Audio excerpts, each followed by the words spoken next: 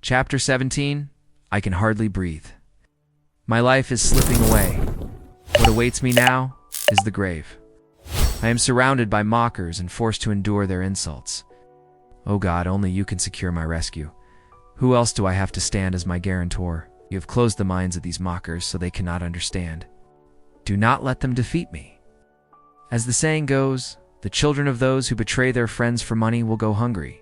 People use this saying against me and come to spit in my face. I am growing blind from so much suffering, and my body is nothing but a shadow.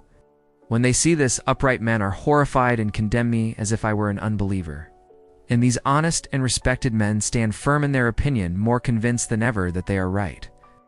But even if they were to return here, I would not find a single wise person among them. My life is passing by, my plans have failed, and the hopes of my heart are gone. My friends say that night is day. Despite the darkness, they insist that light is near. My home will be in the realm of the dead, where they will lay me down to rest in darkness. I will say that the grave is my father, and that the worms are my mother and my sisters. If this is so, where then is my hope? Is there anyone who can see hope for me? Will it go down with me to the chambers of the realm of the dead, where together we will rest beneath the earth? Chapter 18. Then Bildad the Shuhite replied, Job, why don't you stop talking? Be silent and pay attention, and then we can speak. Why do you think we have no understanding? That we are like animals. With your anger, you are only hurting yourself. Will the earth become a wasteland because you are angry? Will the mountains move from their place because of you? The life of the wicked will come to an end like a light that goes out, like a flame that stops burning. The lamp in his house will shine no more. Instead of light, there will be darkness. The wicked once walked with firm steps, but now he stumbles.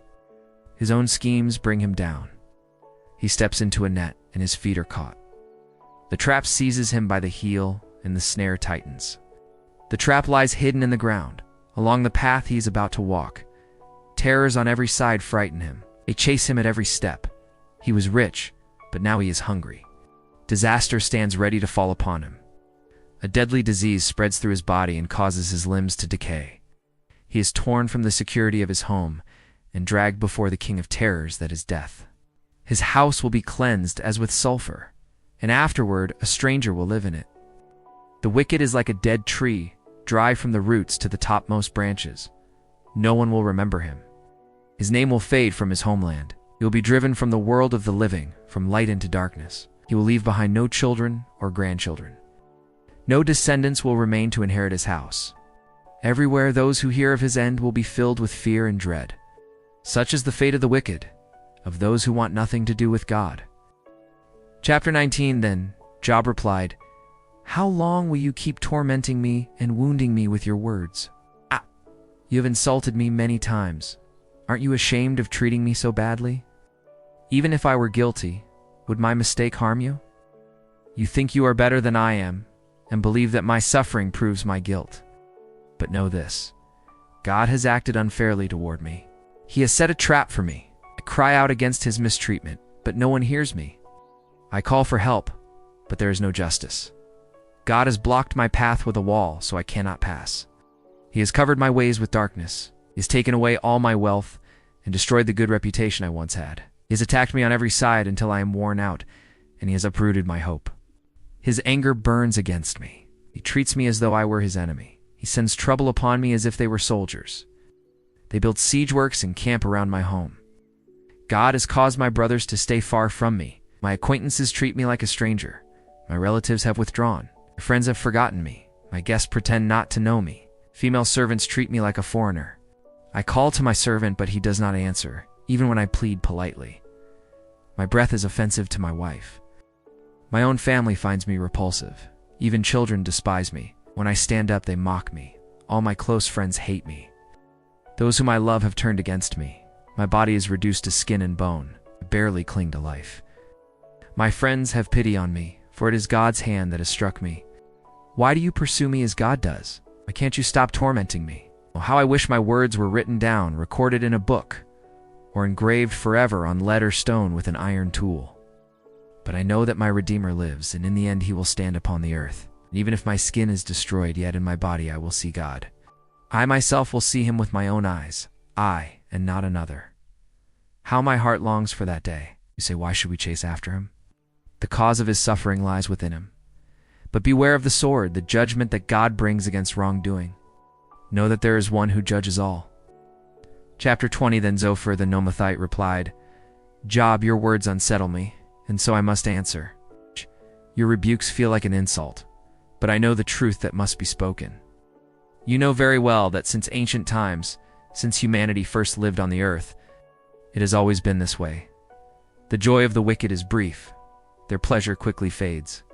They may rise as high as the heavens, and their heads may seem to touch the clouds, but they will vanish forever like ash, and those who knew them will wonder what became of them.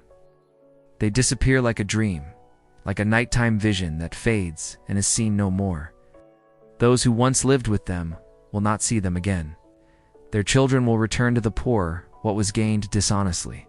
Their once youthful, strong bodies will soon turn to dust. To the wicked, wrongdoing tastes sweet.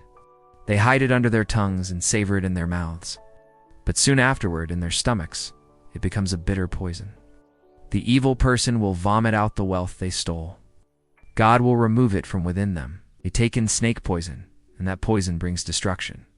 The wicked will no longer enjoy the streams of milk and honey. They will be forced to give up all they gained through their efforts, and will not enjoy the riches they accumulated. This is because they oppressed the poor and ignored them, taking the houses of others instead of building their own. They are never satisfied with what they have, always push forward, craving more and more. But their prosperity will end. At the height of their success, trouble will strike them. The weight of disaster will fall upon them. When they fill their stomach, God will unleash his anger upon them. His fury will pour down upon them. Even if they escape an iron weapon, a bronze-tipped arrow will pierce them. The arrow will be pulled from their back, its point gleaming, and terror will grip them. Everything they accumulated will be destroyed. A fire not lit by human hands will consume them and their household. The heavens will reveal their guilt, and the earth will rise up against them. On the day when God's anger pours out on them, all their wealth will be swept away. This is what God does to the wicked. This is the portion he assigns to those who do evil. Chapter 21. Then Job replied, The best comfort you can give me is simply to listen carefully to my words. Bear with me while I speak. After I finish, you may mock me if you wish. My complaint is not against any human being. That is why I'm so impatient. If you would only look at me, you would put your hands over your mouths in shock. When I think about what has happened, I am disturbed, and my whole body trembles. Why is it that the wicked continue to live? Why do they grow old and become wealthy? They see their children and grandchildren and watch them flourish around them.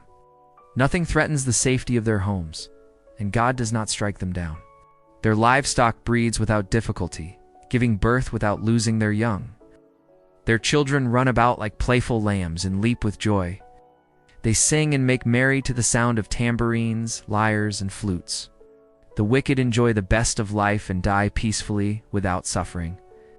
Yet they say to God, Leave us alone. We want nothing to do with your ways. Who is the Almighty that we should serve him? What benefit is there in praying to him? They claim that their success comes from their own efforts, but I reject that way of thinking. When has the light of the wicked ever been extinguished? Often do they truly fall into disaster.